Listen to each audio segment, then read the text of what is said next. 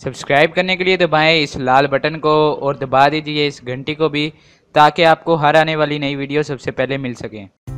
अस्सलाम वालेकुम दोस्तों, मैं हूं मोहम्मद इकबाल और आप देख रहे हैं आईटी वाले राजा यूट्यूब चैनल।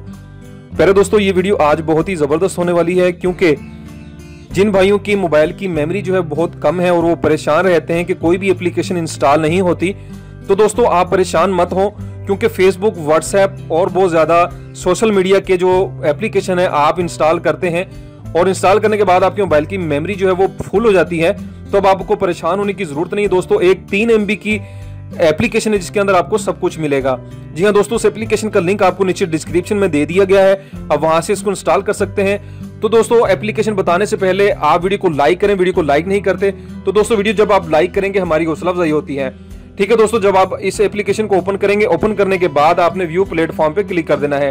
जब आप इस पे क्लिक करेंगे दोस्तों ऐसा इंटरफेस आप लोगों के सामने ओपन हो जाएगा। देखें दोस्तों, आपको इसके अंदर Facebook, Instagram, messenger, Twitter, YouTube, Snapchat और तकरीबन जो एप्लीकेशन हमें चाहिए होती हैं वो सबकी सब आपको यहाँ पर मिलेंगी, सिर्फ 3 MB एप्लीकेशन के अंदर।